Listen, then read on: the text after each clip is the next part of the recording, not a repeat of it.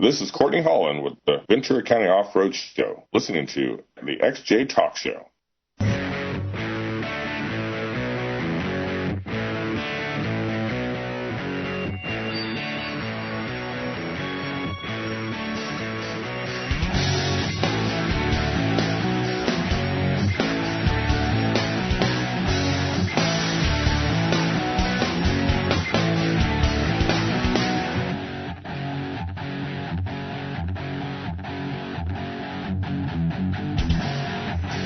Hey, good evening, boys and girls. This is the XJ Talk Show, episode 161. This is officially the pre-show, the little bit, the dangly bit that we do before, and I guess the other dangly bit would be the post-show that we talk a little bit after the show as well. So coming here live or watching the YouTube stream, the recorded YouTube stream, you get to see the pre- and post-show. Not that that's necessarily a good thing, it's just you get to. As Josh would say, you get to see the sausage being made. Always provides a lovely mental image when I hear that. So sit back, Josh will be joining us here in a minute, and we will get going with the show. Probably, I'll tell you honestly, probably by 10:15. If we get started before 10. It would be a shocker, because we always seem to spend about a good 10 minutes just doing nothing except chatting, but that could be fun too. Don't forget to join us over at xjtalkshow.com, where you can watch the video, listen to the audio, and get in the chat room and mix it up with the other folks, including Josh and I, as we have time to read what's in the chat. Sometimes we can reply back. Sometimes we reply back to you on the show.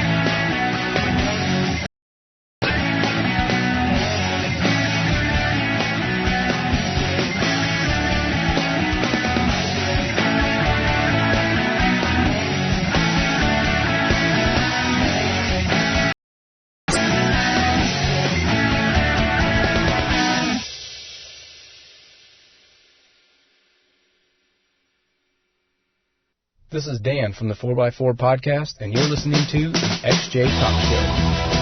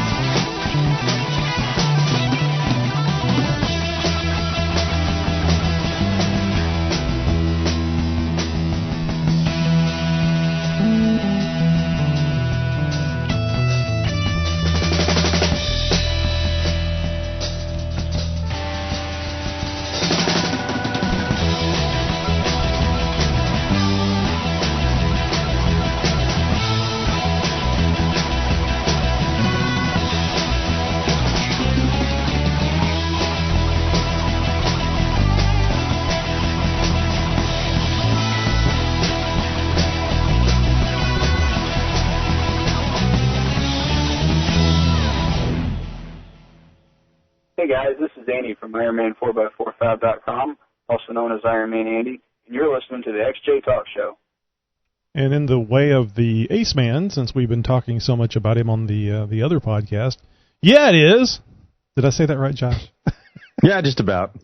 I think it was like me saying, you kids in that Twitter, get off my lawn.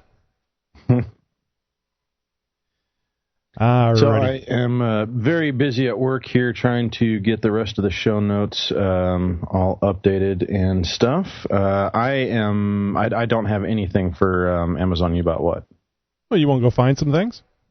Yeah, let me finish getting the YouTube love updated, and then I'll go and see if I can't grab a couple things real quick. No, I'm just saying there's no rush. I already told everybody that we get started by about 10:15.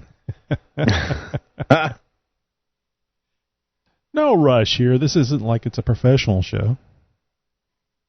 It could be if you want to pay us.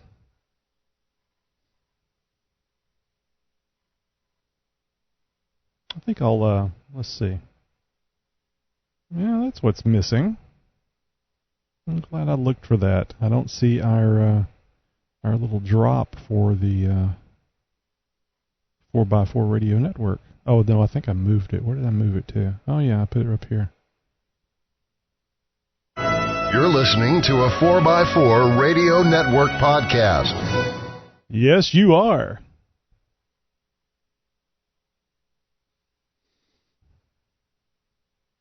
I don't know if you saw the notes for the 4x4 radio drops and artwork document that I did last night and sent out. I really like the artwork. It turned out much, much better than what I've seen prior. Well, you're seeing a lot of Tony hands on there. Oh, because I had to do a lot of crap to it. I was wondering about that because I saw the beadlock and I was like, hey, he mentioned something about doing that. So what's your? I'll tell you a little inside baseball, as you would normally say. The guy that I have told the guy at Fiverr to modify this bleeping image about 20 times. Oh. And each time he's sending you the same thing back again? Actually, yes. And I would say, look, and what I found, I was making notes on the drawing. And then finally, I just modified the damn drawing about how I wanted it to look. And I've got what I want. But damn it, you did better than I could ever do. I'll tell you what, and it looks really good, Tony. Well, thank you. When I saw that, I actually got excited. I was like, yeah, that's it. That's what I had in my head. That's what we've talked about. That's exactly what I think we're looking for. So you really did a good job of modifying and putting whatever you had in your head into reality. So yeah, good job on that. I think probably I've just beat you into submission to thinking the way I do. No. No, if memory serves me correctly, I kind of, that was a concept that I had kind of come up with, was the the off-road tire, the antenna, and maybe some like little radio signals and stuff like that with the and I think maybe the globe part was your idea or something. I can't remember, but maybe it was just a conglomeration of all of our heads coming together and coming up with something, but. I really like how that turned out. Now, the only thing that I would say is that maybe we can get some color in there. Now, it doesn't look bad the way it is by any stretch of the imagination, but I think a little something in there to make it pop certainly wouldn't hurt. Well, I can certainly replace the globe with an actual colored world, and the beadlock could be a color. About the only thing that I don't like about it is the antenna and tower is kind of small, but if you get it too big, now you can't really see what the white lettering is on the tire. So I actually increased the tower a little bit, made it a little bit bigger. Yeah, but anyway, I will say that he put the tread on the tire, which I was having a hard time figuring out how to do. I mean, I could have put that on there, and you would have to actually cut and paste and rotate the object all the way around that many times. That's how I know to do it. And I didn't want to do that, and I figured it was worth $5 letting somebody else do it, and perhaps coming up with other things. So what I'm getting to here is that he did some things to it that I didn't think of, and it made me think about it and be a little more creative and then do stuff like the beadlock. I mean, we had talked about the beadlock, but I wasn't worry about that. I was just, and then when he put a circle on the inside, but a good inch away from the center. And when I say inch, I mean like if you were actually measuring the tire. And then he put a white line around the outside of the white lettering, like close to the tread. And I'm going, I'd sent him a damn picture of a mud terrain tire, and it didn't have lines on it. Where's he coming up with this crap? So anyway, I just took that line and made it into a beadlock, and I was able to find a shape in the repertoire of the Photoshop elements that is a hexagonal shape, and put that around there for the bolt heads. And there you go. So yeah, I mean it was still worth the time, the effort, but it's just so damn frustrating whenever you send somebody a picture. Actually 2 pictures, and say, here you go, and they come up with stuff that looks like a 20-inch tire that's mostly wheel. Yeah, no, and I like the way they turn it. It definitely has a very rugged, off-roadish look to it. So, yeah, that's definitely I think what we're looking for there. So. Oh, and you guys can go. I'm sorry, we don't have the image here available to show you right now, but you can go over to 4x4 radionetwork.com and look at our in progress website. Notice the words in progress, but the logo is there. Oh, I don't know if you've been there since 2:00 this morning, but I've updated the logo a little bit. It's all black and white with some black and white gradient on it. Don't look at it now; you're busy with stuff. But there's no way. Mainly for the other folks that are listening, the millions with a B that are currently listening. So I started editing the Tony and Josh show when I got home tonight, but I was just too tired. I knew I needed to get some rest before this show, since it goes pretty late my time. And listening to the audio, I was a little concerned because we've got this new piece of equipment that's outputting the audio to the digital recorder now. Sounds fine. I don't hear any difference in it whatsoever, which it sounded fine before. So definitely sounding the same is good. Yes. I mean, we definitely didn't want to take a step backwards. And I think you saw in the show notes, I figure we'll go ahead. We'll need to keep Amazon kind of snappy. Any chit-chat that we do will need to be snappy. But I think we've gone a long time. I've got a very short chit-chat with a little bit of show and tell. Okay. We've gone a long time without a Jeep tip, and I've got one in there for tonight that I'm sure you probably already saw. But so, and of course, Jeep Mama, and we'll get to praise her on her lovely audio, because she's been doing some work on it, and I think that you will appreciate the work that she's done. Outstanding. She's been stressing over it. I think the word she used was, I'm just afraid you and Josh are going to kick me to the curb because come on, Tammy. Because I can't make this stuff sound good. I told her, man, it's all about content. About content. That's the first and foremost. Now, if you can do content and lovely audio, all the better. She has I was chatting with her today, trying to help her out with the settings on her microphone, and she has a blue snowball. It's a USB. Yeah, I think I saw that in a picture, a video, or something of hers that she posted up. I think it's a USB mic. Yes, it is. It's very snazzy looking. I mean, snazzy looking microphones are great, but it's. Well, Blue actually makes some good microphones. They have like a Blue Yeti or something. Yeti? Yeah, I think it was the Blue Yeti. That's a pretty well-renowned microphone that a lot of people use. So she's off to a good start there. Oh, and don't forget about our video record session after the show. Yeah. I do have a new background. It's very simple, and we'll be using it tonight during the show. It's just a blue background that is. I wanted to see how because I did kind of a center, light center gradient and dark, so it kind of highlights behind you. Oh, Josh, you look lovely. You just need a flower in your hair. Aww.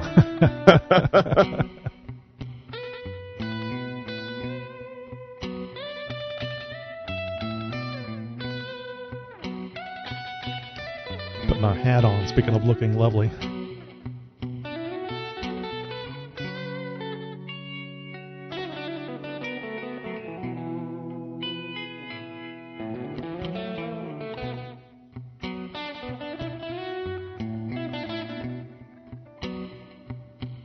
Saw a post, a tweet actually earlier from, let's see, what is it? I didn't, it just scrolled on by. Let's see if I can find it real quick. It's about our friends over at, our friends over at the 4x4 podcast.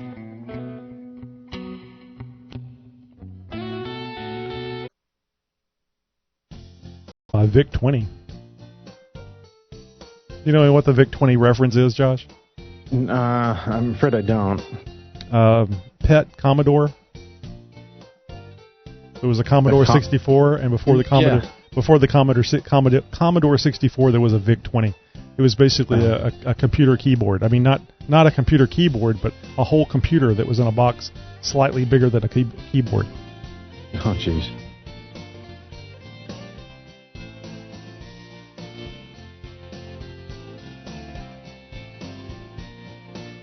Yeah, anyway, looks like Dan is interviewing Michigan Jeep Girl, if I can recall. Oh, wow, it's way on back.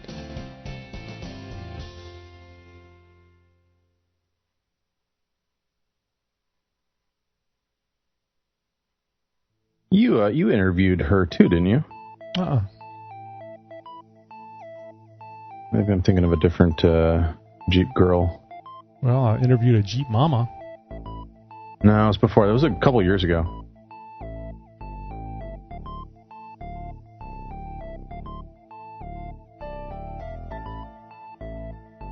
Well, anyway, it said that she was going to be on the 4x4 podcast at 10 p.m. doing an interview. Tonight? Yeah, I believe so. Let's see. Let's see if I can find it. I'll have to break down and do a search. I hate that.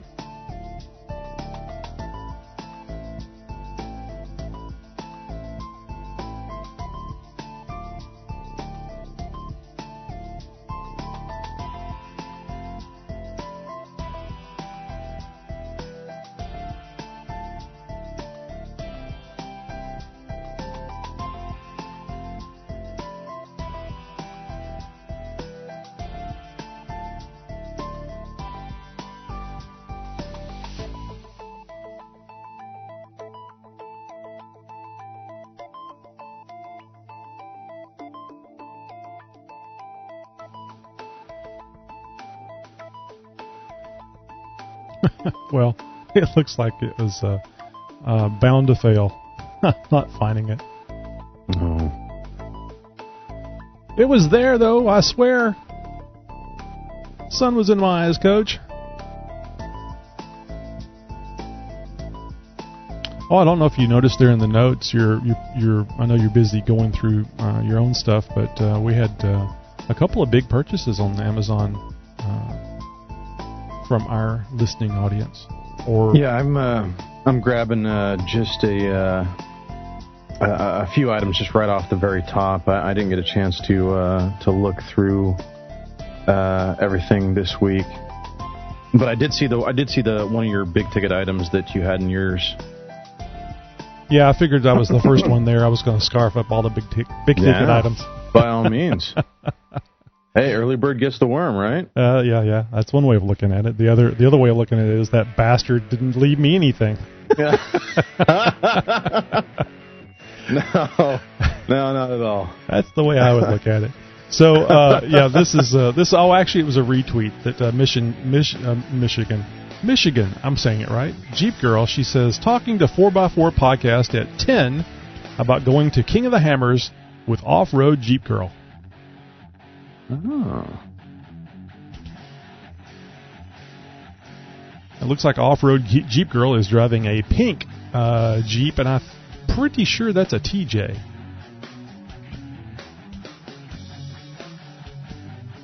Okay, I've got my Amazon in there. Hey, look, it's only 6 after. You need to stall. You need to kill some time there. Yeah, let's see. So I got my big old story for This Week in Jeep. Promos, Audible, intro, YouTube, voicemails.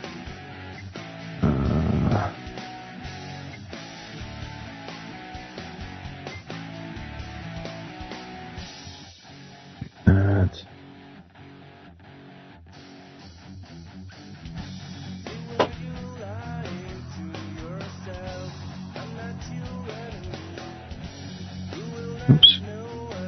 I don't want that to be that big. There we go.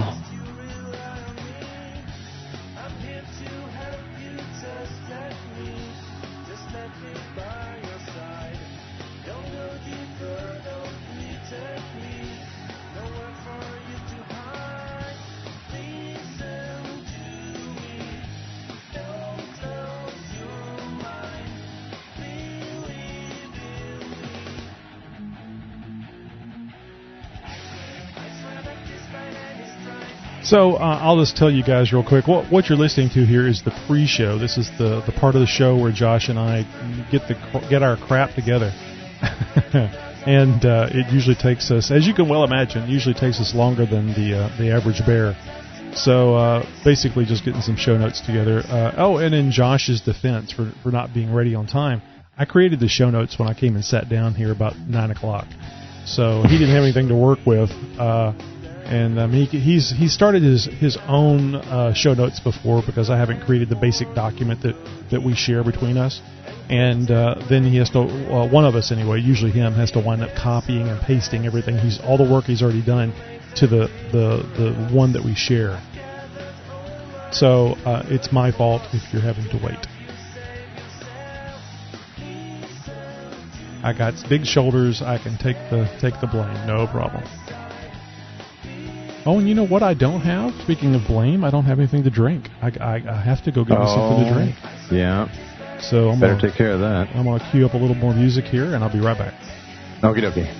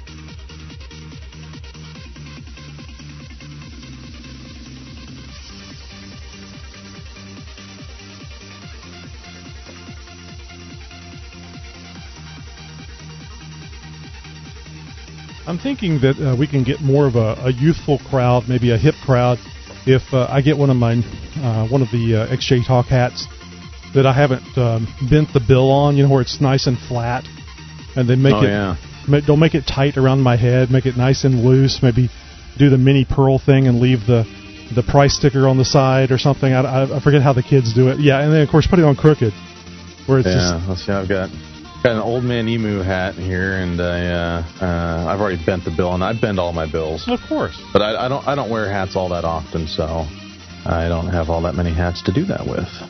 I don't know how you find a hat that would fit with that big melon. Yeah, you got that right. Do you really have a big head? I just give you a hard time about it because it's no, it's I funny. really do. It's a massive blockhead. I've got a melon for a dome up here. I really can't tell. It looks perfectly normal to me. Wait till you see me in person one of these days. You're like, holy shit, look at you.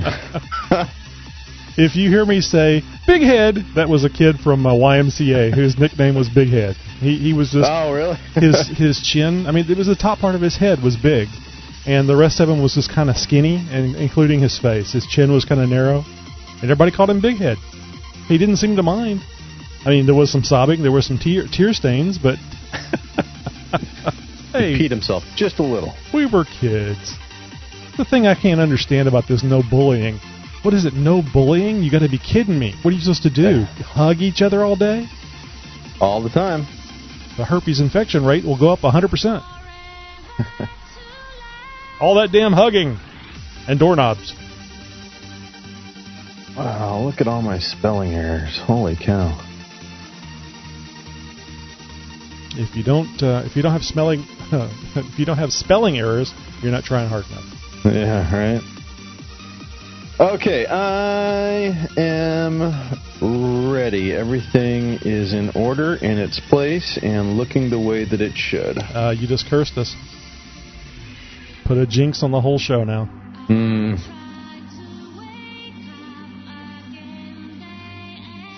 Oh, Jeep Mama's in there. I'm in there. You're in there. It's a full chat room.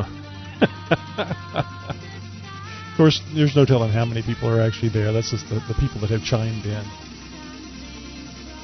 Let's see. Jeep Mama says, "Would you guys get going?" I'm on East Coast time. It's late here. Oh yeah. Now let's get going. I'm just teasing. I'm giving her a hard time. She won't get that hard time for another 15 seconds. Oh, jeez.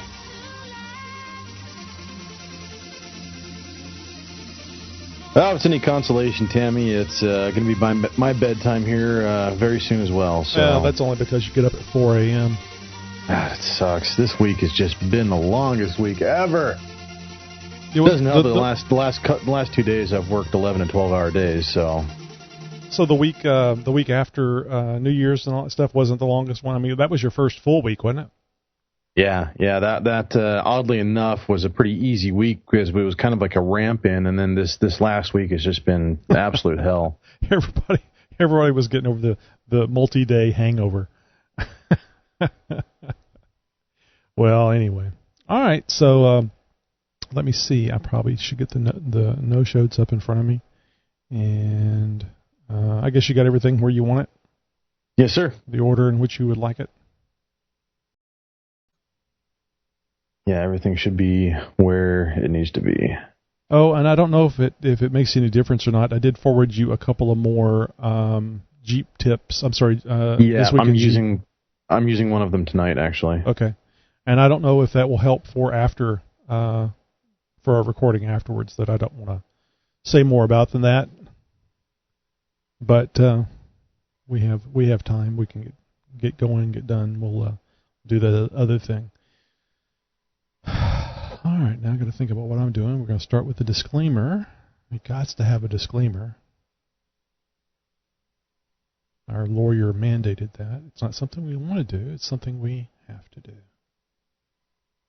See if I can move you down a little bit to see the top of your head. Oh, here, I can... Yeah, I didn't have the video quite centered. Now you're a bit low from... Oh, that looks good. How's that look? Yeah. That'll do her. Yeah, the background's very simple, but I think it'll work. It'll work out well. It does seem to go along with the title bar. Okay.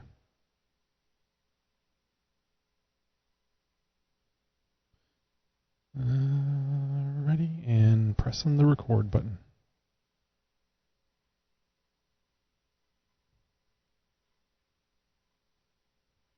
The XJ Talk Show is for entertainment purposes only. Any advice or information provided on this show should be verified by alternative sources prior to making any changes or modifications to your vehicle. We are not experts, just people that enjoy the Jeep hobby and don't mind talking endlessly about it. P.S. We love you.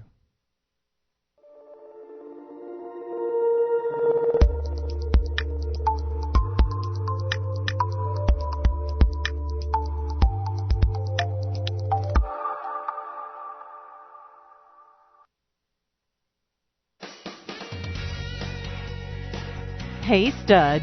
It's time for the XJ Talk Show. Now, here's my two favorite boys, Tony and Josh.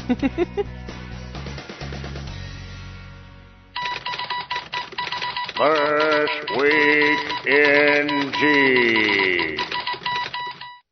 Well, tree huggers and EPA Nazis aim their sights on Jeep for 2017. Look, guys, I've been reporting for months now that an all-new Jeep Wrangler is coming in 2017. You can bet on that. And the slow trickle of information that has some fans of the legendary name badge concerned that the next model will stray away from the off-roader's original formula. And with good reason, too. Just look at what they did with the Cherokee and the Renegade. Now, a new report suggests the Wrangler may get a super happy rainbows and butterflies greener than a grasshopper's ass hybrid powertrain option. Oh, jeez, it just gets worse. Head of Jeep brand Mike Manley, you guys know that name, said you have the potential for hybrid powertrains in the future. The future! For those people who use the Wrangler, the most important thing is the initial torque and the crawl ratio. Okay, Mike, I'm listening. Because it almost sounds like, for once, you actually know what you're talking about. With electric motor, you have the most torque available with the right combination of transmission and gear ratios. You can create incredible crawl ratios. Well, this is true, Mike, and actually, if done right, you actually might have some potential here. But the executive admitted that consumers may be wary of using a hybrid for off-roading, especially where battery life is concerned. Right?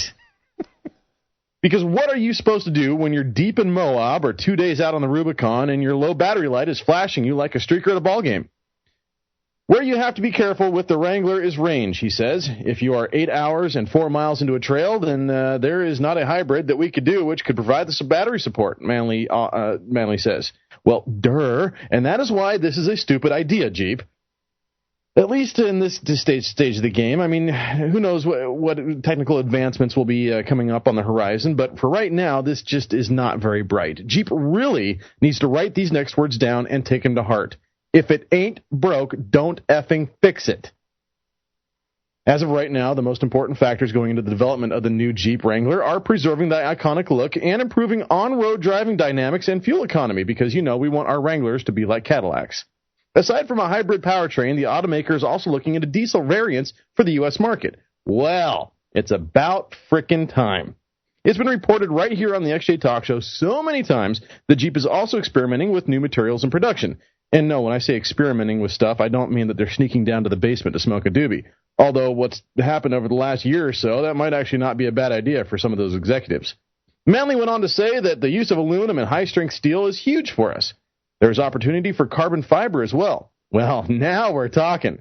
Over the last few years, sales for the Jeep Wrangler have steadily grown to an impressive 235,000 units globally in 2014. To keep up with momentum, Manley hinted that there are big plans for the new 2017 Jeep Wrangler and that the automaker may show off a few concepts, like what Land Rover is doing with the new Defender. Look, we really don't care about Land Rover, and let's get back to this whole concept thing you mentioned, Mike. You may see concepts before, he goes on to say, the production Wrangler's debut to shift perception, or we may do it in a different way, Manley said.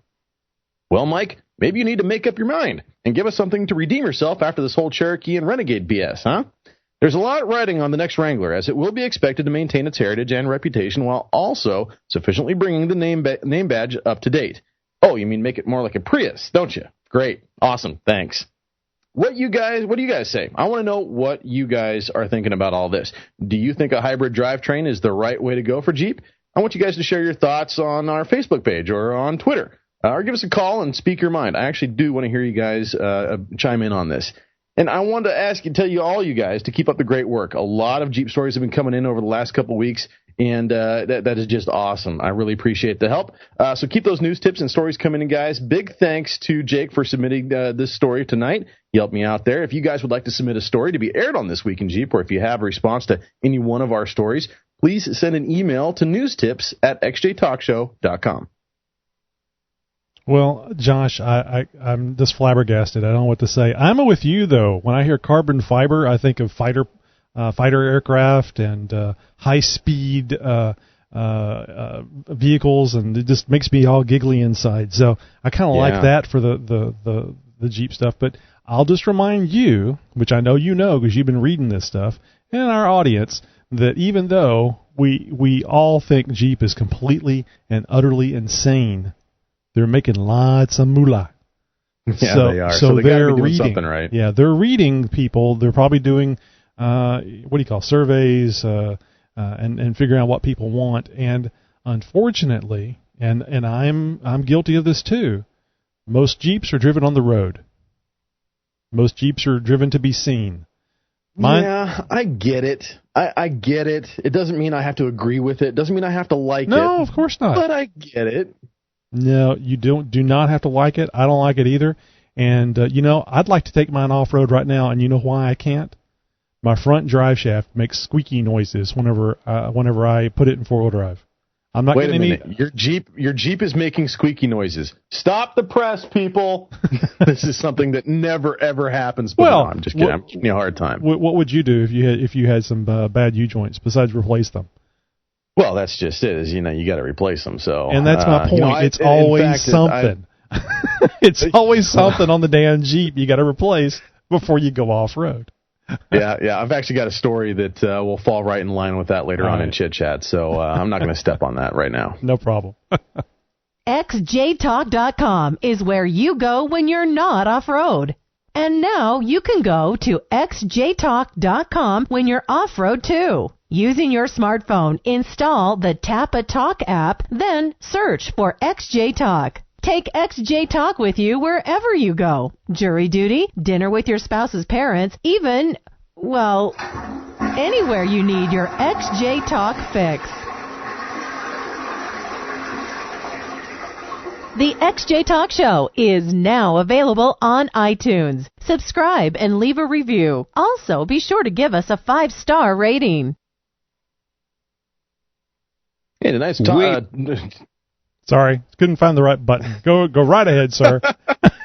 Tonight's podcast is brought to you by Step on Your Foot and get your co-host to screw up. It's all my fault. Tonight's podcast is brought to you by Audible.com, guys. Over 150,000 titles to choose from for your iPhone, Android, Kindle, or any MP3 player out there for that matter. Get a free audiobook download and a 30-day free trial at www.audibletrial.com/xjtalkshow.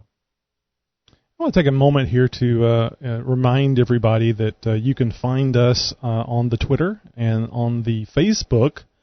How can I say that? Well, the My Face space. My Face space. Yeah, there you go. That's a good one. But anyway, I just want to take a moment to remind you can find us on Twitter. We're at XJ Talk.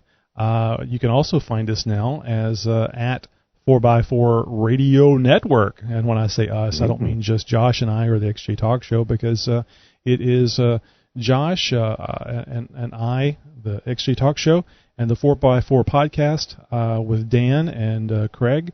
And soon we will be seeing more 4x4 podcast proliferating inside of and talked about and being able to be listened to straight from the 4x4 Radio Network. In fact, we've got a fancy little drop here. You're listening to a 4x4 Radio Network podcast. Yes, you are. That sounds so professional. just doesn't fit with the show, does it? So anyway, Josh and I are here every week, except when we're on vacation, and we're here to talk to you about Jeeps, be it Cherokees or Wranglers or the dreaded 2014-2015 Jeep Cherokee, which we're going to call the Baby Grand. And but we're really all here simply to let you know about xjtalk.com, which is a great forum, Jeep forum, that you can go to and post your questions, your little snarky comments about other Jeeps, not their owners, but the other Jeeps, and mainly ask questions and just have fun. We got a little chat room where you can interact with people instead of doing work during the day. Always a popular place. Josh, do you know we had 41 simultaneous people on the other day, and nobody was talking in chat? Yeah, I just saw that. It was dead day in chat. Yeah, no, it's great. There's a lot of users on there, and we're getting new people all the time. Oh, yeah. In fact, just today I responded to a post. Somebody had said, "Hey, I'm not sure if this is the right place to ask this. Hope this isn't a stupid question." Yeah. They were very. There was a lot of trepidation about moving forward with this. You could tell they were a little apprehensive in asking this, because I would imagine that they've probably been flamed on other sites before. Or they've had some issues and maybe some bad posts or bad responses and stuff like that. And I mean, the very, very first thing I said was no stupid questions. Oh, yeah. And went on to list, I mean, like a full page with pictures and stuff like that, helping them out with a budget boost question that they had. First time Jeep owner, kind of new to the whole Jeep scene. They've been doing a lot of research, kind of lurking behind the scenes a little bit, doing a lot of reading and stuff like that. And just overwhelmed with the amount of information that's out there. And I was glad to help them out and kind of be like, okay, these are your options. Here's the breakdown. This is what this means. This is what you're looking at. And they were obviously grateful for the advice and stuff like that. And there were several other people that also chimed in and gave them some good advice too. So it doesn't matter what level of Jeep owner you're at. If you're, you just got your keys this evening, it's okay. Come on over to xjtalk.com. If you know somebody who's a new Jeeper, make sure you turn them onto the site. There's a ton of good information there for all kinds of platforms. Doesn't matter if it's an XJ or not.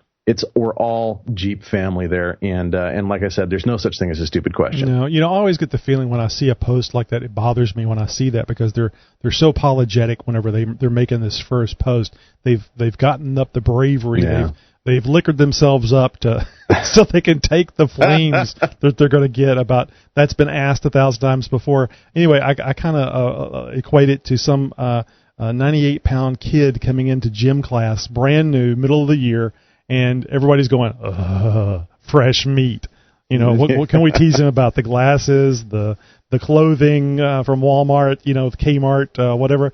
And it just bothers me, because I go, that's not what we're about. We're not about that. Yeah. We're about helping you. Yeah, we give each other a hard time, but we don't give the new people a hard time, because we want them to post. We want them to be there. I don't understand what the formula is for the other forums, and they're much more popular than ours, but they're just berating and belittling people. I mean, that's what we got to do. It's kind of like the, girls are attracted to the bad boys type of thing. I guess maybe we got to put on our black leather jacket and be a bad boy, go smoking in the boys' room, and we've got to beat up on some people or something first to get some attention. I don't know. Yeah, but anyway, xjtalk.com, not your average site, and it's more than just Jeep Cherokees. That's our roots, because that's what Josh and I have. Well, I've got another XJ and a TJ. My wife says it's hers, but I'm the one that does all the stuff to it. She's the one that gets to drive it, so I guess it's hers. I'll give her that. Gets to. I like that. Well, she didn't want it. She thought she was too old for a TJ, even though she wanted a Wrangler. Yeah, even though she wanted a Wrangler all her life.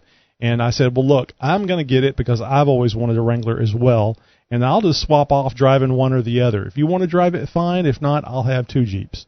So, well, speaking of Wrangler, guys, we do have a sister site called wranglertalk.com. It doesn't have a whole lot of traffic, certainly not as popular as xjtalk.com, but nonetheless, if you're not into Cherokees and you kind of overwhelmed by the whole XJ thing, not a problem. There's a whole separate family for you, ready to accept you just as much as xjtalk.com over at wranglertalk.com. And guys, a lot of the tech and a lot of the advice and off-road stuff that we talk about here is very much cross-platform. Right. So even if the Cherokees aren't quite your flavor, not a problem. You know, the show really is off-road centric, and we focus a lot on cross-platform tips and tricks and everything else like that. So it doesn't really, when it comes down to it, guys, it doesn't matter what kind of Jeep you drive. As long as you're driving a Jeep, that's all that matters. We got a site for you. We got a spot for you.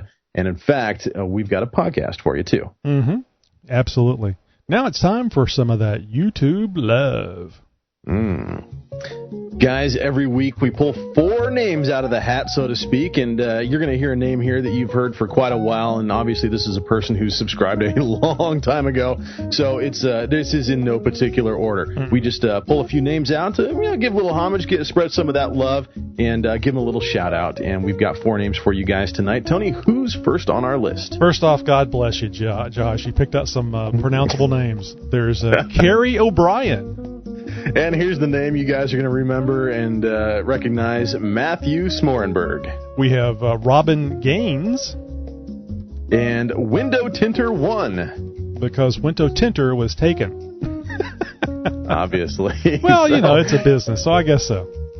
Yeah, he's first on the list, as it were. But yeah, guys, if you want to get on this list, well, make sure you subscribe to our YouTube channel. That is youtube.com/xjtalk. And always tons of videos going up there. And, of course, you guys can check out the video for the podcast there as well.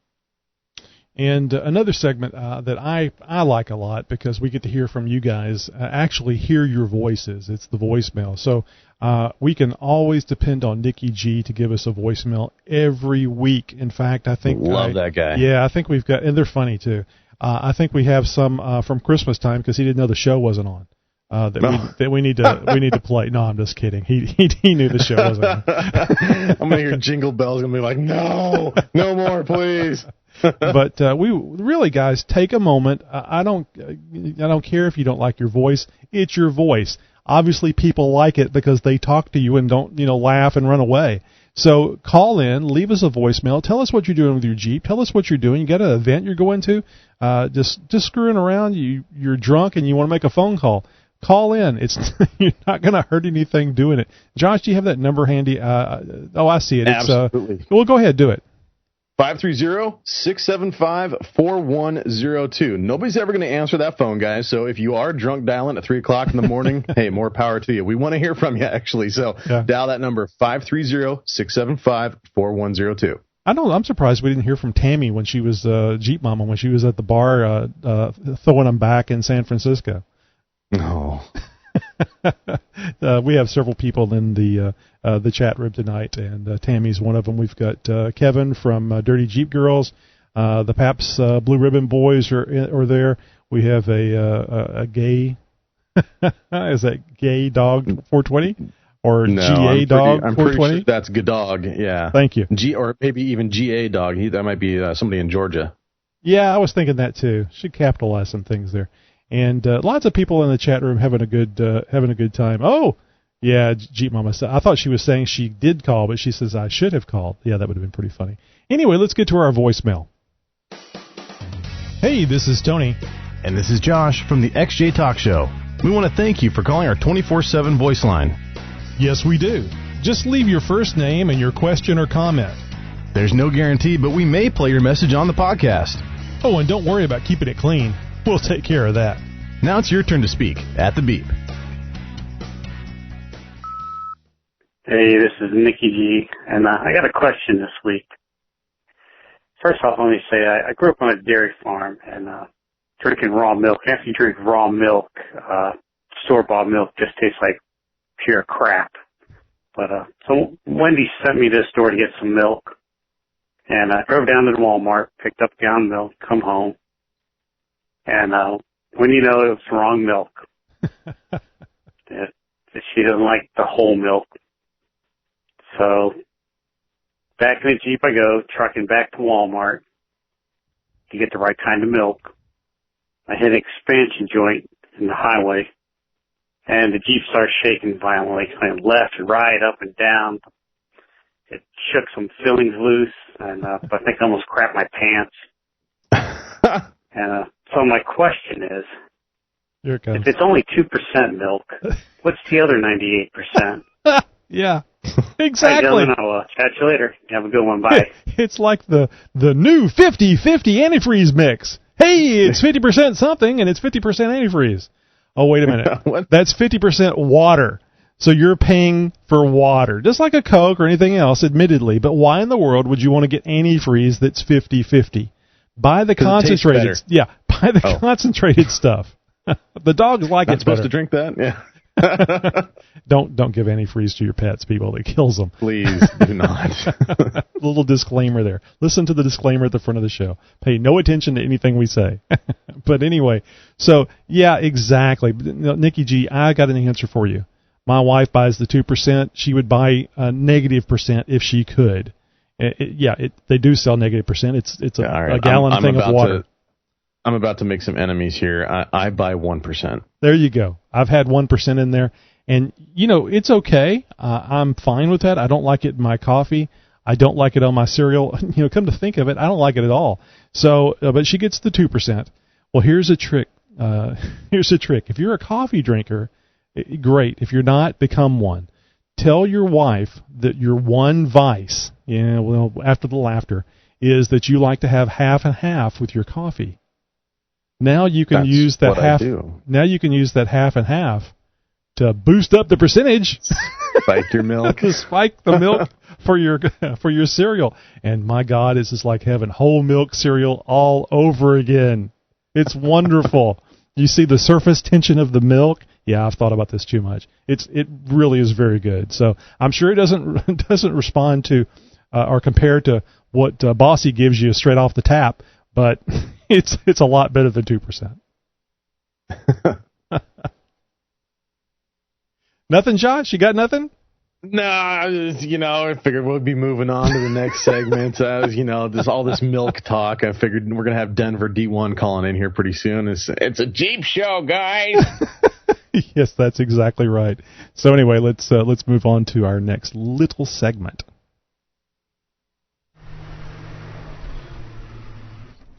See, you could have talked this time. I had the window down. Oh, I can't read you. See, I don't know what chastised last week as I'm running up alongside the vehicle. I felt bad about that, and that's why I rolled the window down. And you're not even paying attention. You don't care. I do these things for you, and you just don't respond. I'm a pyromaniac. I'm over here poking the fire with my stick. I love playing with fire. Yeah. Fire is just a lot of fun. I remember, I've told this before, I remember sitting in the back of the lab, sixth grade chemistry class, Bunsen burner on, melting the little pipettes, and twisting them and, making molten glass. That was just really cool. Anyway, it's a Jeep podcast, fellas. Yeah, right. No, I gotta find guys. This is part of the segment where it's chit chat. We just kind of sitting around the campfire and we're shooting the breeze and talking about our Jeeps and stuff like that. And last week I told you guys about some goodies that I had on the way and some stuff that I'm doing to my Jeep. Well, so a big announcement here for Josh's Jeep, as it were, the Northwest 99 XJ. Is going to be retired for a little while. I've got so much stuff that I have to do to that thing. That I've got to just pull the wheels off of it, put it on blocks for a little while, and give it some love. Because if I don't, I'm just going to keep going out and playing with it, and the parts piles are going to keep piling up. My list is going to keep getting longer, and nothing's going to get done. And it's time that I really kind of buckle down and get some of this stuff done that I've been putting off for way too long. Well, in the meantime, I had a couple of things on order. And one of them came in here recently, and I wanted to share that with you guys. Now, I talked with you about upgrading my lighting. I've got some old 55-watt lights. I've got 4 of them up on top of the roof rack right now. Just, the H3 bulb, style rectangular off-road lights, as it were. Nothing special, but they look good. I told you I'd kind of modeled that style after another Jeep that I had seen way back when, and I liked it, and I do like the looks of it. But it's kind of time to get with the times a little bit, and I got a big 52-inch light bar that I ordered I think it's about 6 months ago now. That I've been sitting on for a while, and some other lights need to get upgraded too, and there's going to be some upgrades to the winch bumper coming up pretty soon, and I figured that the lighting on the bumper needs to be upgraded as well, and so I went to Amazon, clicked through the link at xjtalkshow.com, xjtalk.com rather. And went to Amazon, and I've been eyeballing these lights for quite some time. Well, they finally came in. I picked up a set of these. These are some Cree. These are 18 watts, so they have 6 3-watt Cree LED lights in them. These things were actually very, very affordable. Less than $40 shipped for these lights, guys. And they are pretty dang beefy. Was that each, or was that a pair?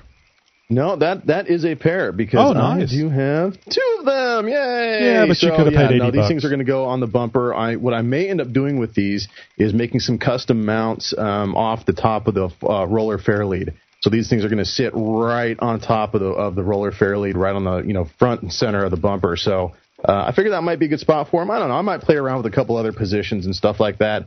I hooked these up to a 12-volt power source at work the other night, and I got to tell you, these things are bright as hell. It will make you it'll make you blink your eyes. Output that came out of these. Yeah, it'll really make you blink your eyes for a pretty good time afterwards. Let me mention something real quick.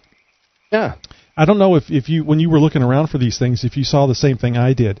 They actually make some that I think are a little smaller than that are made to go in a hole.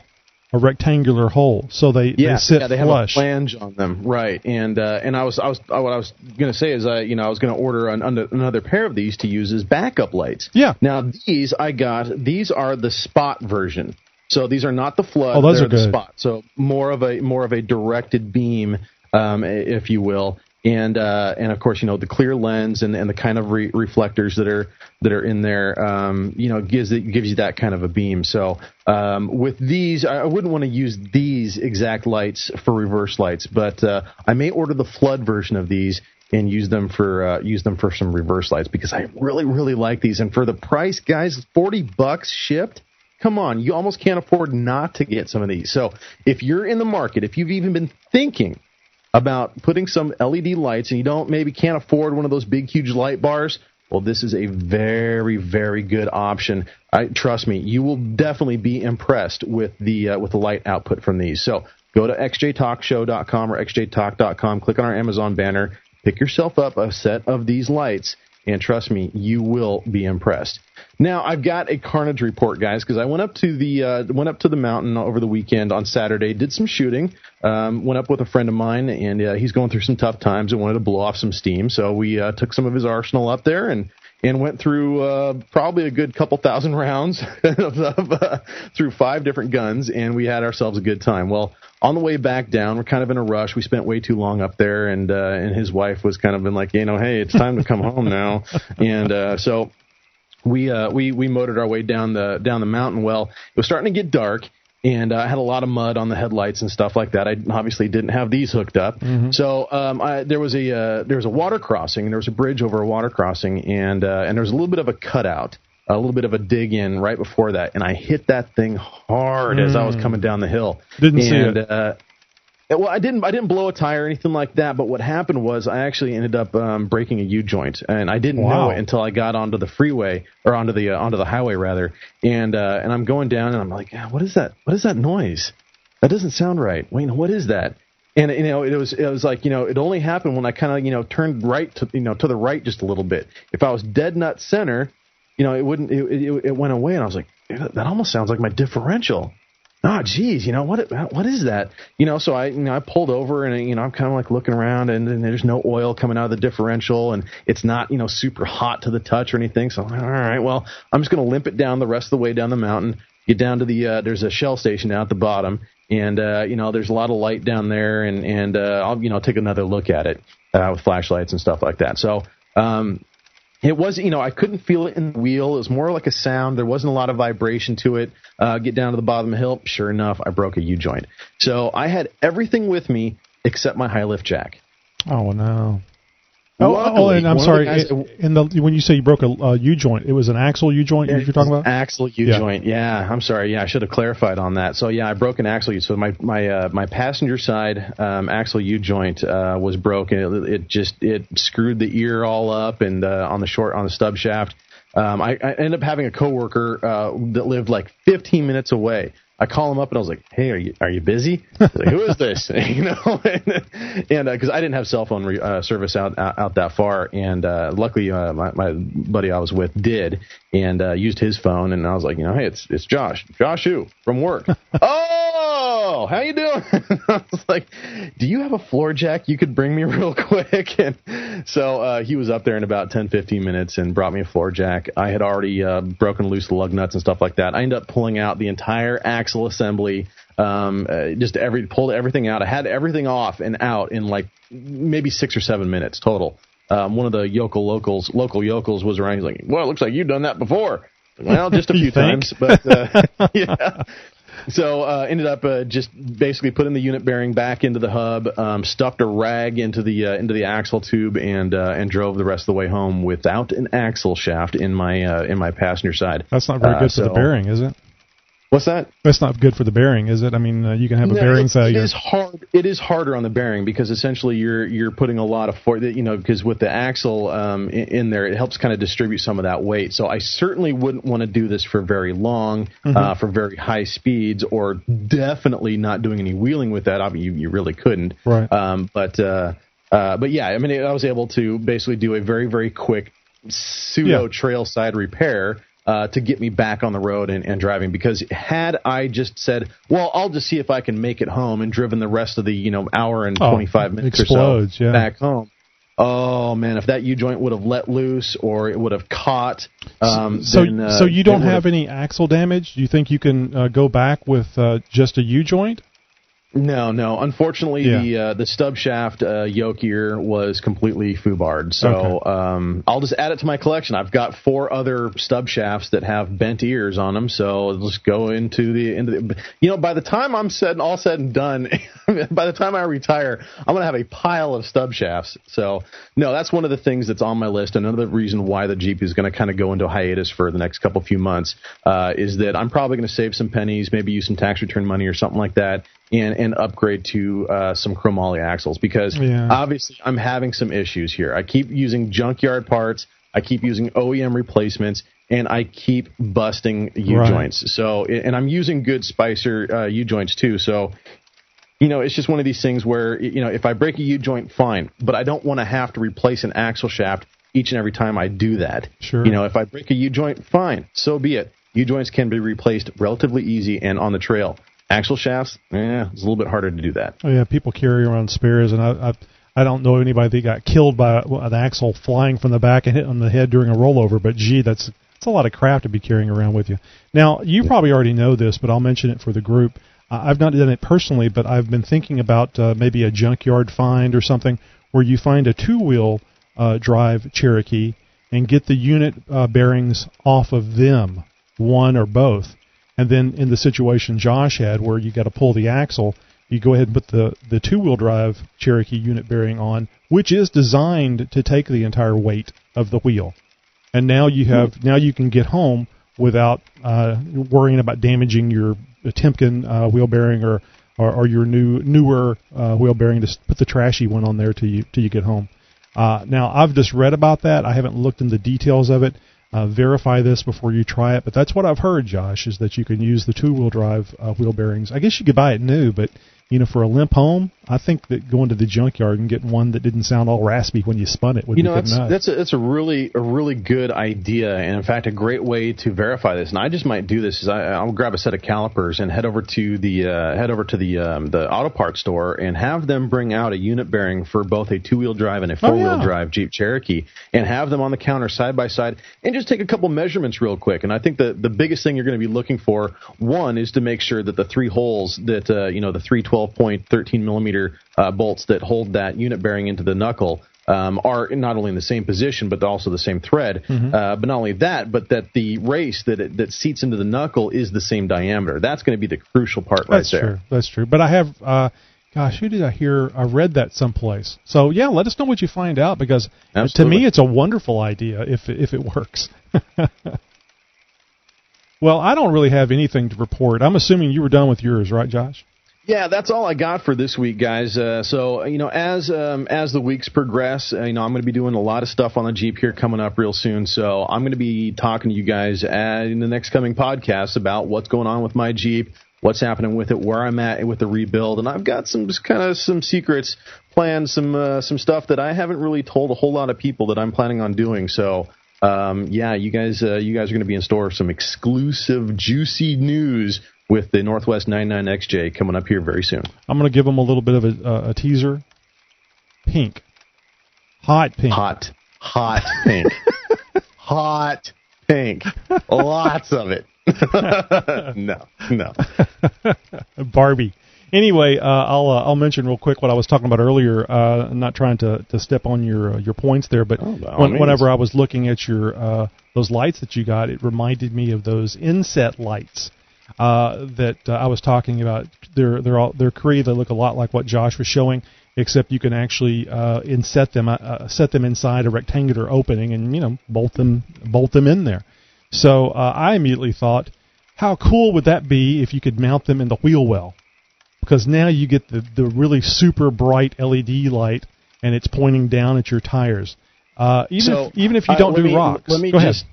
Let me just stop you right there, Tony, because my buddy Brandon, who's helped me with some fabrication on my Jeep in the past, he's my welder buddy. He's the one who helped me weld the gussets on the knuckles of my Dana 30. He actually has a set of those, and I will tell you that they are virtually the same size as these, except they have about an inch, maybe an inch and a quarter flange on the very front face of them that have 2 or 3 mounting holes in the vertical position on them. So even though they look like they're kind of smaller, they are about the same size. They are a little bit thinner because I think they have more metal on the front side of them. That there's a lot more metal on the body of them, so they don't need as much of the heat sinking on the back side of these things.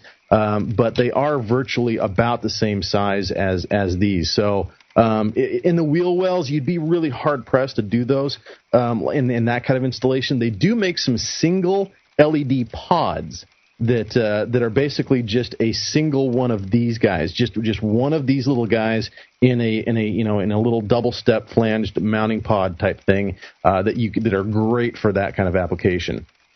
But I don't know if it would work out because of getting the angle right and everything where you're mounting it in the wheel well. I don't think it'd be a problem cutting the hole necessary, and I guess my only concern would be rocks and things being thrown up into the glass of the cover of the LED. But can you imagine having a pair of those, even if you don't go nighttime rock crawling, whenever you break a U-joint on your axle? Because you could turn one of those things on and see exactly what you were doing while you're under the vehicle. So anyway, that might happen to mine, but like you're saying, I don't know if there's any good place for it, and I need to take the measurements and actually see where that would be and make sure I don't lose any structural stability there by cutting that much metal out. Well, we'll see. Just an idea, another one of those ideas that may or may not happen. Mm-hmm. Well, hope you enjoy our little chit-chat section there. Maybe you learn a few things. Maybe you learn a few things you don't want to know, and maybe you learn a few things you shouldn't know. We can get into the whole TMI aspect if you want to, but I'm pretty sure we're going to start dropping listeners left and right if we go there. And gaining a few we wouldn't want. Right. Hi, boys. Anyway, we haven't had a Jeep tip from Steve in a while. It's not that he's ran out of things to say. We've just been focusing on other aspects of the show. But damn it, it's time to get back to some Jeep tips. I was going to say, we've had too much to say. That's what it is. Yeah, so, we need to stop. No, Steve has got always has got some great advice for us. He's very, very technically inclined. The guy knows what he's talking about. So, guys, break out your pencils and your pads. Start taking some notes. We've got some Jeep tips from Steve, 4.3 LXJ. And now for a disclaimer. Jeep Tips is for entertainment purposes only. If you choose to follow these tips, man up and take the responsibility for your own actions. If you cannot, or you feel that working on your Jeep is beyond your abilities, seek the help or advice of a trained certified mechanic. Let's take a quick pause here. I just noticed that I don't have the intro for Jeep Tips on the board.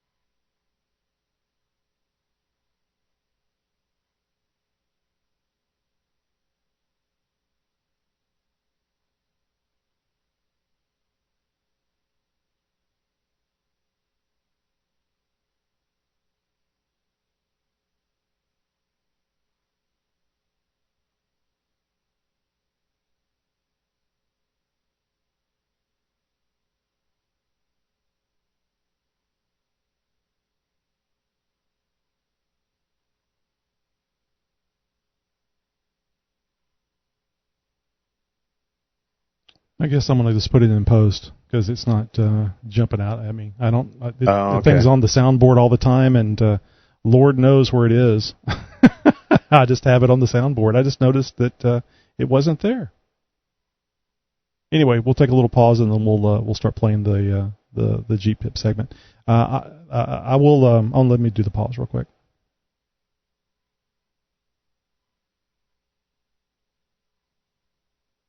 Sometimes we get questions on the forum about which rear end do I want, and it's only because we have some kind of weak rear ends in some of our Jeeps. The Dana 35 has a really bad reputation. I think some of it is undeserved, but you can break it, and if you do, it's really inconvenient. And the biggest thing that happens to them is the C-clip breaks, and when it does, it spits the axle out. So it's rather inconvenient. So people talk about upgrades, and there's really two bolt-in XJ upgrades, and they're both XJ axles. One is the Chrysler 8 1/4 29 spline. You find those in the 98 and up XJs, and the other is the Dana 44, which is found in the 87 through 91 XJs with the trailer package. And they both have their advantages, and they have some disadvantages. So I'll talk about the Chrysler 8 1/4 first. It's the most common, and one of the biggest advantages of it is it's cheap. If you have a really great pick and pull like I have near me, you can get one for $150, throw it in your XJ, and you can match the gear ratio, particularly if you got an automatic. It's real easy, 355, and away you go. You got yourself a stronger axle. And you have lockers and things like that available for it, and it's not bad. You can get into a locked, heavier rear axle fairly cheap for, say, I don't know, let's say $400 total for a lunchbox locker on a 355 29 spline Chrysler rear end. Now, there is one disadvantage with it, however, and that is that it does have a C-clip, so you're going to have to mess with that. The housing is stronger on these, so it doesn't seem to be a problem. But when you put your locker in, you got to mess with that C-clip. And the other is, to me, this is a disadvantage, and I'm just kind of picky, and that is the wheel bearing itself rides on the axle rather than on a race on the inside. And that's a disadvantage because on a high mileage vehicle, you could start getting a noisy rear wheel bearing, and you can replace that bearing, but if the axle is pitted, you need to replace that too. To me, that's a disadvantage. Maybe not to everybody, but I don't particularly like that kind of a setup. It's that way also with the C-clipped Dana 35s. So there are bearings that are for some makes of axles, say the the Chevy 10-bolt axles that have that same type of setup. You can get an offset bearing to fix that. But I don't know of any that you can use with the Jeep axles. So if you're getting a noisy axle in either one of those rear ends, a Dana 35 C-clip or the Chrysler 8 1/4 with a C-clip, the only way you can fix that is to replace the axles and the bearing. Now let's talk about the Dana 44, and to me this is really the one to have. Of course, I'm prejudiced. I've been around Dana 44s forever, it seems like. Almost since they were invented, not quite. And they're probably one of the most popular axles ever made for any vehicle, and they're the most versatile because of that. The aftermarket support is great, and you can do some really cool things with these axles. One of the things you can do, well, first you have to get one. Let's start there. Going to run you about $400. That's about what they go for the XJ Dana 44. So instead of that Chrysler axle with a locker in it, a lunchbox locker, now all you've got is just a bare axle. But I wouldn't run anything over a 35-inch tire on that Chrysler axle. Maybe there are some that are doing it, and they're going to say, hey, I've done it, and that's fine. I'm just saying I wouldn't. But the thing about the Dana 44 is that if you want to run a 37-inch or larger tire, this is the axle to get. These axles come stock with a 30 spline. That means that you can maybe take a little more torque on the stock axle than you can with the Chrysler axles. And these are a true half-ton axle, just as the Chrysler axle are. But the Chrysler axle has a more limited number of gear ratios you can get. The Dana 44s have been around forever, and they've been in everything you can think of. And if you want to gear down, Dana 44 is the way to go. But you can get them clear up to 667, I think, axle ratios. I can't match that with a Dana 30, but if you've got another Dana 44 in the front of your XJ, then you can match that, and you can get some really low gears. In fact, you're going to have a trailer queen unless you've got some really tall tires there. So it has that potential. Now, why would I choose a 30-spline axle over a 29-spline axle if I'm going to run a 37-inch tire or larger? Well, the thing is that I'm going to modify my Dana 44. You can get lockers. I believe Detroit and also ARB have lockers for the Dana 44 that will accept a 35-spline axle. And for all of you axle gurus out there, that's the number of splines, or should I say the size, 1.5 inches in diameter, of the axles that are in a Dana 60. So in other words, with getting new axle shafts and getting the locker you were going to get anyway, you can take your Dana 44 axle to the same axle strength without the weight and without the super large pumpkin that you would have in your Dana 60. And that's really a cool thing. The only other way that you can do that is to get a Dynatrac axle, and those things aren't cheap. So if you want to spend $3,500, you can get a Dana 60 that has the same clearance as a Dana 44, or you can just start with a Dana 44 anyway and do it that way. And let's face it, I don't know anybody that has enough engine in their XJ, their unibody XJ, that really needs a 10 3/4 inch ring gear. Let's just keep it down to the size as a Dana 44 is, and that's plenty strong enough, and they'll take a huge amount of abuse. You can rev your engine up to $6,000, drop the clutch, and they'll take that all day and no problem. So the Dana 44, to me, offers me more versatility. Yes, it's going to cost more initially, but it offers me more versatility in the long run than the Chrysler axle. And if you're really wanting to build your XJ up to a really bad mud rig or a really cool rock crawling XJ on 37 or 38s, or I've even seen one on 42s, this is a great axle to use because you can modify it and you can take it out on the trail all day and never have a problem with it. So those are your two basic options for axles that fit under your fenders. You can go full width and all that kind of stuff, and that's a whole different ballgame. Then the sky's the limit, I suppose. But if you want to have a street-legal XJ that you can use as a daily driver and take out in the nastiest terrain you can think of and have the rear end hold up, the Chrysler 8 1/4 with a 29 spline axle and the Dana 44 with a 30 or 35 spline axle is the way to go. Yeah, great information, and actually from a lot of the research that I had done online, and also to information from Steve on the xjtalk.com forum. That's why I went ahead and decided to stick with my 29 spline 8.25 Chrysler 8.25, since I can go all the way to 35s. And guys, my Jeep is a daily driver, and 35s would be all I would ever go to. I've got 456 gears in there right now, and I was I was just checking. It looks like, and this is fairly recent, within the last 5 or so years, I believe, that the 488s became available for the Chrysler 8 1/4. So you can go all the way to 488, which I don't have a chart in front of me, but gosh, that must be 38-inch tires that you could run and have the stock back, get you back to stock gearing.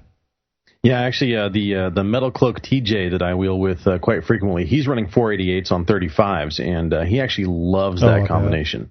Yeah, the 456s on 33s is kind of nice, especially whenever you go to take off, because I can just tap the I do this to mess with people. I can just tap the gas, and the whole Jeep will jump, like like if it's a standard transmission, you've got it held in first gear. So it's kind of fun, but seeing 3,000 RPM at 80 miles an hour, I could see lower RPMs when I'm on the highway doing 80. I wouldn't mind that at all. Well, you could do it like I do, run 355s with 33s, and you're doing 75 miles an hour on the freeway and doing about 1,800 RPM. So just a bit above idle, yeah. Just a bit. No. Actually, gearing is in my near future as well. Hopefully, I don't mind where it's at. I would like a little bit deeper crawl ratio, but honestly, I do pretty well with the way it's at right now. But yeah, I wouldn't mind some deeper gears. If you're going mainly off road, go with the 456s. You'll really like it. If it's going to be a daily driver, go with the 410s like Matt did on his. I was actually thinking maybe possibly going back to 410s before or when we do the ARB installs. But I don't know. It's so hard because I could always go to 35s in the future and with the 456s. So I kind of like that. A lot more work to do to go to the 456s. I mean the 35s, but it would be kind of cool to have the 456 and the back to the normal gearing. Anyway, let's get over to our Wrangler Talk segment. We call it Wrangler Talk because that dovetails in perfectly with our WranglerTalk.com forum, which we would like for you to go over there and join. And also, too, I want to tell you about Tammy Jeep Mama. She's got a website, jeepmama.com. You should visit her. You should give her as much of a hard time as you possibly can because she's great about it. She likes it. She lives on it. In fact, she was posting today about a new CB that she got, trying to get some information about where she should mount it in her Jeep. I think one person actually said on the hood of the Jeep. No, on the hood. Oh. And then cut a hole in the glass to run the wiring. Yeah. Helpful. Not good advice. Helpful people. Not good advice. No, I was going to say she's also very great at telling stories, and this is a part of the show that I look forward to personally every week. So, guys, sit down, buckle up, and enjoy some Jeep Mama. Thanks, Tony and Josh, or should I say thanks, Josh and Tony. Anyway, so last week I talked about all my experiences of off-roading. This week I'm going to talk about how I wanted to make my Jeep unique to me. As you drive down the street, you see hundreds of Jeep Wranglers out there. And I didn't want to look like every other stock Jeep Wrangler. So, way before off-roading, I wanted to, make some changes to my Jeep. And at first I was thinking of like putting the covers on the headlights or like putting purple grab handles inside my Jeep. I never really thought of making changes like to the bumper or to the fenders or lifting it. Those thoughts didn't even make my mind until I went off-roading.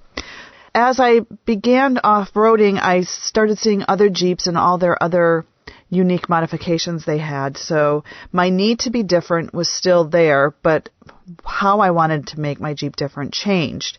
I don't want my Jeep to be like everyone else's. So I started doing research on the internet, hours and hours of research. I did blog posts asking for other Jeepers' advice on what kind of modifications I should make and why you should make those modifications.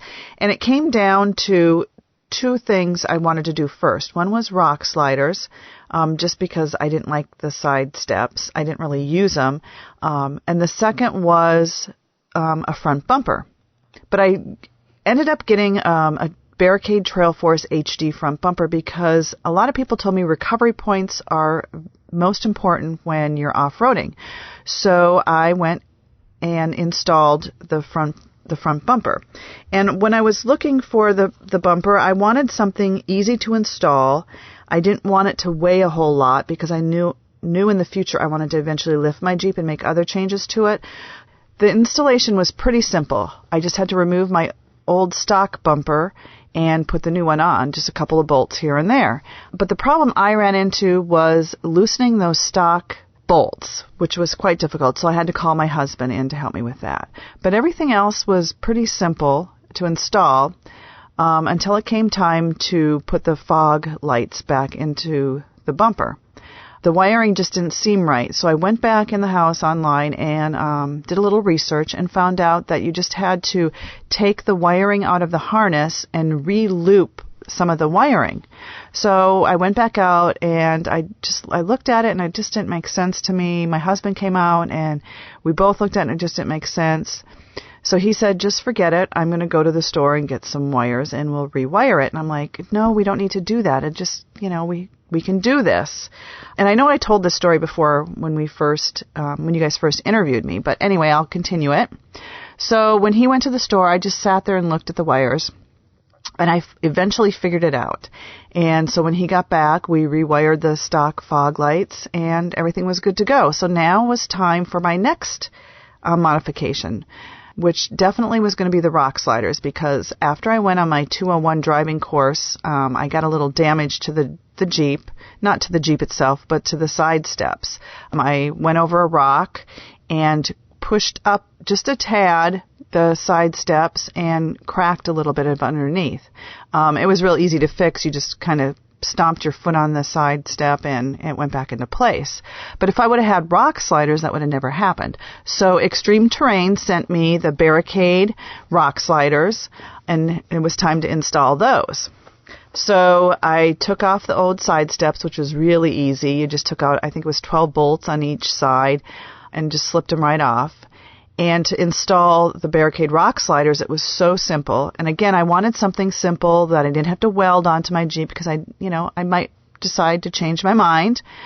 So underneath the Jeep, there are 3 body mount bolts. So I had to take those off to install my sliders. And taking them off was pretty easy. Once I realized that I could use force on my Jeep, I just had to, get a pair of locking pliers, put them on as I'm ratcheting the bolt and kind of tug at it, and they would slip out. It took me a while to figure that out. I just kept turning and turning and turning the ratchet, and the bolt wouldn't come out, and it was until someone informed me that just use a little force and to pull them out. So that's what I did, and once I got the body mount bolts out, there's a big, huge washer that's supposed to slide right into the slider mounting. And the washers were like a hair too big, and I was stressing out thinking I was going to have to go sand those down or whatever you do to shave them off. But my husband said, no, just get a hammer and pound them in. So that's what I did. Once again, using just a little bit of force, the washers went in. And it was pretty simple. It took a little manhandling and my garden hose to install it. And if you want to know how I use the garden hose to install rock sliders, you should go check out my blog at www.jeepmama.com. And I think I installed these in September. So if you go back to September of 2014, you can see that blog post. But anyway, so after I installed them, or before I installed them, folks were telling me that I should put Loctite thread locker, blue thread locker on the bolts. And it will help keep the bolts secure so they don't rattle loose. So I went to the automotive store and I looked and I found some blue Loctite. So I grabbed it off the shelf and I went home, and as I'm putting the liquid onto the bolt, I'm realizing it's not blue. And I thought, well, maybe that's just the name of the company. So I put the liquid on and put the sliders in. A couple weeks later, my friend called me and said that her husband saw my blog post, and he said I put super glue on the bolts, and he was afraid to tell me. So anyway, that's the blue Loctite thread locker story. So I have extra super glue if anyone wants to use it. And by the way, they stayed on pretty well with super glue. I was stressing about whether I should take them out and insert some thread locker on them, but I decided against them. I just left them there. I figured, the super glue would hold them. Eventually, they did come off, but that's my story for next week. I'm going to talk about more modifications and the struggles I went through trying to figure out how to make the modifications that I wanted to make. Next week, I will talk about the stresses I went through, trying to figure out my struggles, trying to figure out what I was going to do to make my Jeep off-road capable, but at the same time keep it a mom vehicle. So once again, you can follow me on my blog at www.jeepmama.com. I'm on Twitter. I'm at Mama, M-O-M-M-A, Jeep. I'm on Instagram, Jeep_Mama, and I'm also on Facebook, Jeep Mama. And I started a second blog this week. It was after our trip to San Francisco. This is my Jeep Mama's virtual coffee table book. You can find it at jeepmamasbook.blogspot.com. Anyway, it's a compilation of my selfies. And if you follow me on any of the social media sites, you'll realize that I like to take selfies. So this blog is pictures of myself and pictures of the things that I see every day that I post on all my social media sites. It's just kind of a little coffee table book, so to speak. Anyway, I will see you guys next week, and I'll check you out in the chat room. Great. Thank you, Tammy. And I'd like to let everybody know Tammy's been working hard on her audio quality, so everybody let her know how good it sounds. It's always an improvement. I mean, we're fourth episode, and she's already made vast improvements. Also, too, remember to go over to www.jeepmama.com and keep up with her blog post. It's kind of cool because you'll be able to read what's going on with her Jeep, and then you'll be able to hear, in her words, the same thing, and maybe you get a little more detail and have the fun of listening to the person that's writing the blog posts. Very cool, and yeah, that does sound very good. So nicely done, Tammy. Very good job. Amazon.com and the XJ Talk Show present You Bought What? Josh, it seems like it's been so long. Tell everybody what this is. Okay, so XJ Talk Show and Amazon.com have a nice little relationship all set up, guys. How this works is we're getting a list of what is being bought at Amazon.com. But check it out.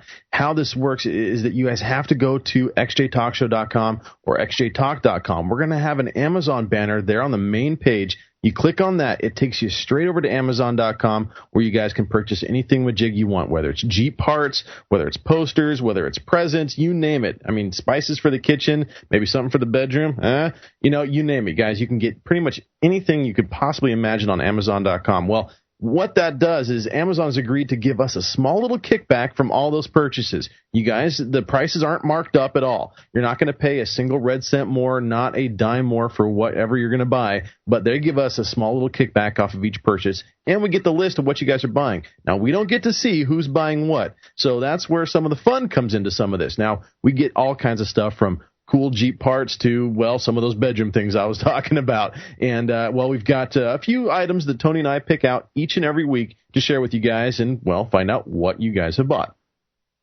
Yeah, it's a lot of fun. We enjoy reading this, and it's very nice to see you guys go into the Amazon banner on our website, whether it be XJ Talk Show or xjtalk.com, and clicking on that, thinking of us before you make that purchase. That's right. So it's really nice of you. We really appreciate it, and it's fun for us to read these things because we can crack wise about them sometime, but it's also kind of an homage to you guys for taking the time. We're taking a little time to recognize you for going to our site and remembering us.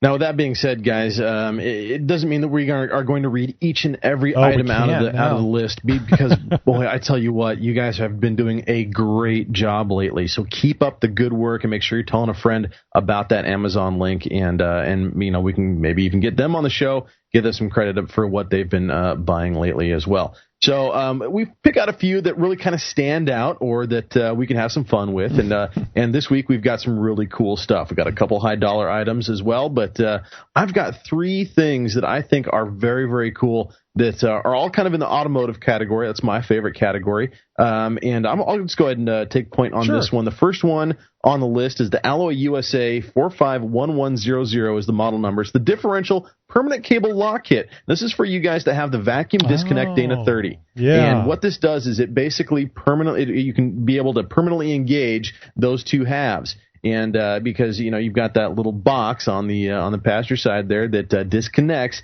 part of that axle right there, and we don't want that. We want that always engaged, just like the regular, like the high pinion Dana 30, as it were, that is all with the one piece axle. So this kit allows you to basically make your front axle, your vacuum disconnect axle, just a little bit stronger. It's everything you need to make it happen.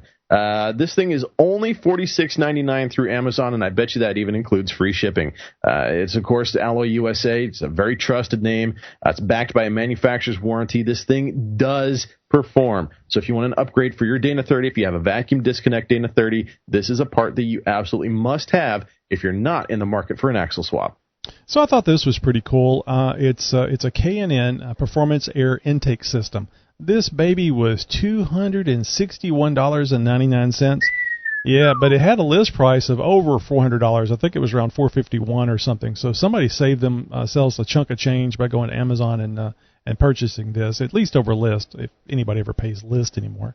So this thing gives you, I like this word, estimated horsepower gain of 7.9 horsepower at 4,511 RPM. Which I think that's 10 past red line on the 4.0. No, it's not. But right. But it's close. Designed to improve throttle response and engine sound. Oh, yeah, definitely like the sound. That's something you can play with every day. Last up to 100,000 miles before service is required, depending on driving conditions. Like in the mud and the dust and everything else, that probably would change it. Replaces entire factory air system. Easy to install, usually in 90 minutes or less. Salute to the person that bought the K&M Performance Air Intake System. Thank you for thinking of us here at the XJ Talk Show.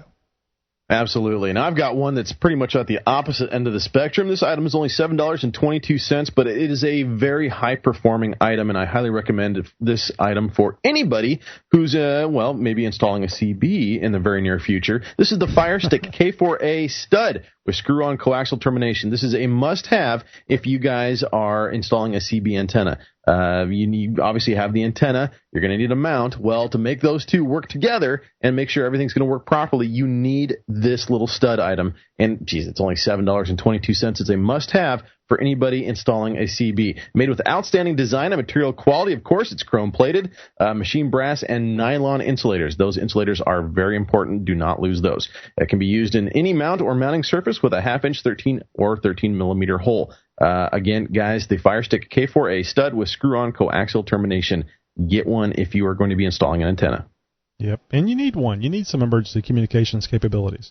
Now, this one is a Smitty-built XRC winch, 9,500 pounds. No, that's not how much it weighs. That's how much it can pull. Thank God. Yeah, exactly. That's how much it can pull. So for you guys that don't know about winches, you want to get a winch that basically has double the pulling capacity of the weight of your vehicle. And don't forget, don't just look at the specs for your Jeep Cherokee or Wrangler or whatever it is that you're putting a winch on and go, well, the stock one it weighs this much. Think about all the stuff you added to it and then add that to how much winch you need. So anyway, this person bought a 9,500 pulling capacity winch, or it says load capacity here. They spent $300. Can you imagine, Josh? $300 for a winch. I mean, that is some cheap insurance, and they got it from Amazon.com. It's a 6.6 horsepower amphibious motor. I don't know how they got the frog in there. 3-stage planetary gear system, lifetime mechanical warranty, 5-year electrical warranty, complete waterproof. Oh, that would probably be the amphibian part. State-of-the-art 500-amp solenoid, waterproofed IP67 rating. I don't know what it means, but it sounds damn good. And it has a corded remote.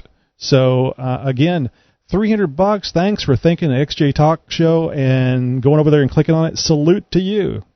Absolutely, and that is Smitty Built's brand spanking new model line. That is a sexy winch. You guys could go check that out. We will have those links available for you. Tony, what's that link? xjtalkshow.com/Amazon? Is that right? It'll be xjtalkshow.com/Amazon or xjtalk.com/Amazon. You'll be able to see the pictures, click on the links. You don't even have to remember to click on our Amazon link. Whenever you click on the link on the picture, it'll take you over there, and you've already given us credit for any purchase you make on Amazon for, I think, 24 hours after that. So yep, that's right. Couldn't get any easier, guys. Now, this one is something very easy. This one is also a little bit of cheap insurance and something that everybody should have in their emergency kit or their the oh shit bag, as Tony would like to say. And this is something that even I've got. Now, I don't have the clear version, but this is the Extreme Tape, the Extreme Tape silicone rubber self-fusing tape. Now, I was at the Portland Boat Show here recently, saw this stuff in action, and this is some really, really cool stuff. High PSI rating. I think it's rated up to like 500 or 600 degrees Fahrenheit. And that is consistent temperature. And after being fused to itself for over an hour, I think it's permanently bonded to itself as well. So we're talking about if you need to maybe wrap a brake line, maybe a radiator hose, anything that maybe has split open or you need to reattach. Guys, this stuff does bond. It's super stretchy. You can really put a lot of force and wrap and strength into this stuff. And geez, for not very much cost, and I don't have the price in front of me now because apparently I didn't do my job right. But let me just tell you guys, it is pretty cheap. $39.95. Extreme Tape strength comes from both its thickness and advanced bonding characteristics of the special silicone formula. Extreme Tape has about 15% more material thickness than rival brands, making it the most reliable product available. Guys, this is a 10-foot roll by 1 inch thick, and trust me, when it's a 10-foot roll, that means it can probably stretch to about 40. Yep, it's $4.68. That is really cheap insurance. And guys, if you look on the back of it, it says caution: do not use as makeshift condom. Yeah, no. Besides, that might hurt. Well, 500 degrees, in case you really get moving. So anyway, so now turning the clock back to being the more of the nerd, I saw this one and I wanted to get it on our Amazon. You bought what? Your first HF station. HF, what the hell is that? Well, that's high frequency. Yeah, that's a term that amateur radio operators use, and other radio people use it too. But HF, if you hear HF radio, that basically means that's where the frequency spectrum that you can talk around the world. It's the ham bands, the amateur radio bands that everybody looks to use because it's so much fun. It's like gambling. You don't know where you're going to go in the world and who you're going to talk to and what they're going to have to say and how well they're going to be able to hear you, and that's kind of the fun of amateur radio. So somebody got this book from Amazon.com, Your First HF Station. Goes into setting up your first HF amateur radio station. It can be a complicated task. From selecting your first radio to putting up your first antenna, there's a number of important choices you need to make. What type of accessories do you need? An HF station is more than just a radio and antenna. Find out which accessories will add the most operating pleasure and convenience. Electricity, good, bad? Well, learn how to supply power to your equipment and how to keep Mother Nature, power lightning, away from your gear. All this is covered in Your First HF Station. It's a paperback. It was $17.96 on Amazon. And if you're a Prime member, you get this thing like in 2 days, pay an extra couple of bucks, you get it overnight. So again, thank you very much to whoever purchased Your First HF Station paperback book. And thank you for thinking of the XJ Talk Show, and salute to you. We just found out what you bought. Oh my god, I just can't believe that made it on the list. Josh, I wasn't counting. I was thinking you had one more. You went first, didn't you? Yeah, I went first and kind of flew through those. If you guys haven't been able to tell already, well, we've given you a little bit of a bonus XJ Talk Show tonight, running a little bit long. But hey, that's just extra material for you guys as well. Hey, anybody can do an interview on the XJ Talk Show. It doesn't mean you have to be an industry professional or a professional racer or anything like that. Everybody's got a Jeep story to tell, and we want to hear from you. We want to hear your Jeep story. If you guys have an interesting Jeep story or you'd like to get on the XJ Talk Show, well, we have a third seat open for you. All you got to do is just give us a call or drop us an email, and we'll be sure to set you up and see what we can do to make that happen.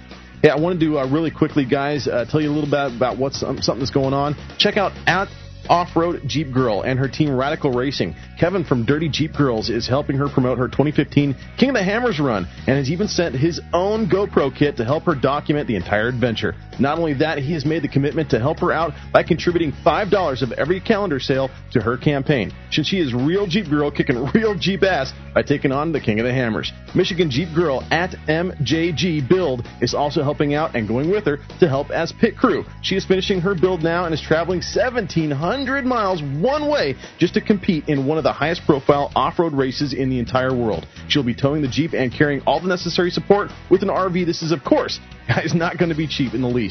She has a raffle set up to raise money for gas and has some great items available, including a Dana 30 locker, Poison Spider diff cover, and a lot more. Guys, check out the links. We'll have those in the show notes at the xjtalkshow.com. And she also has a crowdfunding campaign to go raise some funds for the trip. You guys can see that at www.gofundme.com/offroadjeepgirl. You got to be really careful with that GoFundMe thing. You typing in exactly what you want to type in there. So don't forget about us on Twitter. You can, when you tweet out things about the XJ Talk Show, just to do that hashtag things you kids are doing these days on Twitter. It's the # XJ Talk Show or hashtag XJ Talk Show. Don't forget about us over on Facebook. We no longer have our personal account. Damn it. So like us on facebook.com/xjtalk.page. So until next week, we'll see you again. And as I always say, sometimes clearly, have a great Jeep week. We'll see you guys next time. Bye-bye.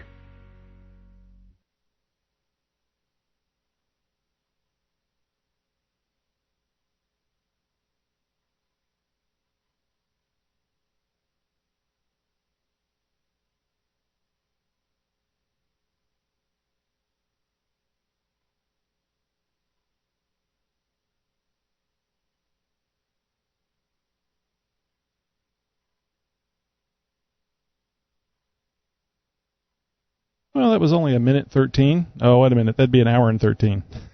Yeah. But I think that's the kind of Amazon you bought what. I think that's the speed at which we need to go through it.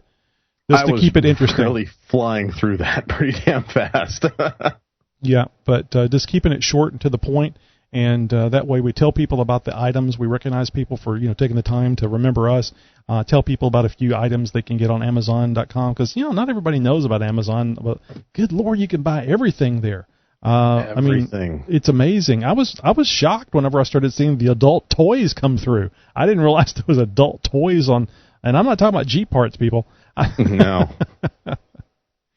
So anyway, yeah, that's pretty cool. So Josh and I have another thing we got to do right after this show. So we're going to wrap it up so that we can record our little promo that we do that we add to the front of the show, and then get on with our other business. So we'll tell you about that when and if it comes to fruition here in the future. But right now we're just kind of keeping it to ourselves. I did mention in chat, Josh, I don't know if we ever asked the Paps boys before about doing an interview with us. I mean, those are a couple of characters, one or both, or either one, I think would be fun, although we would have to do captions for... How dare you? I know. That's what I said. They said, it's like, well, he wanted to do it that way, so...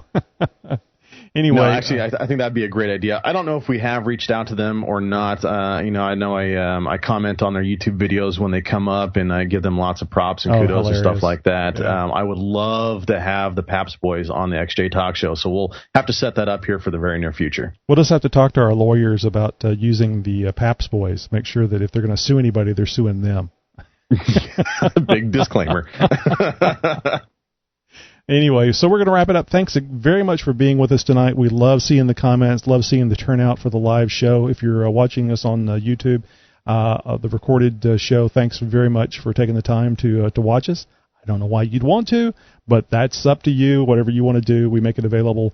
And I much prefer listening to the audio versions of podcasts while I'm driving around in the Jeep and turning the volume up so I can hear over those damn mud terrain tires. Anywho, so we're going to get busy with our promo and the rest of the things. Thanks very much. Good night. Sorry to make it short. And anyway, like I said, have a great Jeep week. Gosh, Josh, wave. You look so aloof. Here, sorry, guys. I'm focusing. I'm deep in concentration and trying to hunt and peck here. So yeah. I'm thinking about baseball.